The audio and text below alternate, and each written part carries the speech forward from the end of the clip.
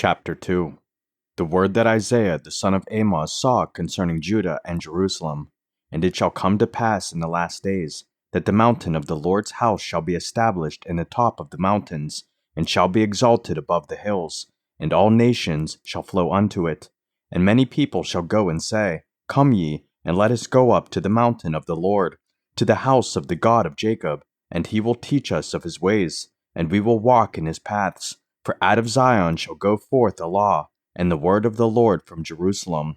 And he shall judge among the nations, and shall rebuke many people, and they shall beat their swords into plowshares, and their spears into pruning hooks. Nation shall not lift up sword against nation, neither shall they learn war any more. O house of Jacob, come ye, and let us walk in the light of the Lord. Therefore thou hast forsaken thy people, the house of Jacob, because they be replenished from the east, and are soothsayers like the Philistines, and they please themselves in the children of strangers.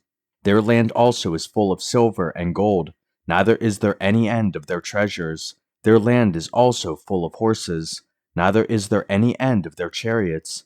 Their land also is full of idols. They worship the work of their own hands, that which their own fingers have made.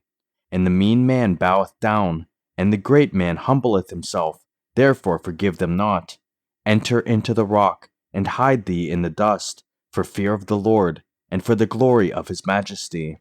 The lofty looks of man shall be humbled, and the haughtiness of men shall be bowed down, and the Lord alone shall be exalted in that day.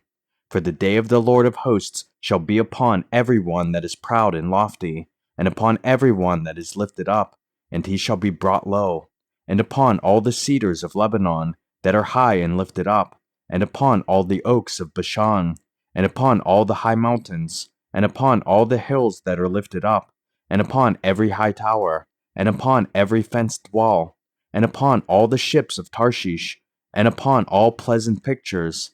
And the loftiness of man shall be bowed down, and the haughtiness of men shall be made low, and the Lord alone shall be exalted in that day.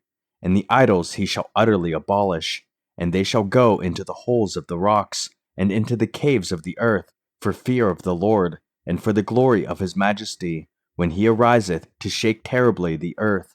In that day a man shall cast his idols of silver, and his idols of gold, which they made each one for himself to worship, to the moles and to the bats, to go into the clefts of the rocks, and into the tops of the ragged rocks, for fear of the Lord, and for the glory of his majesty, when he ariseth to shake terribly the earth. Cease ye from man, whose breath is in his nostrils, for wherein is he to be accounted of?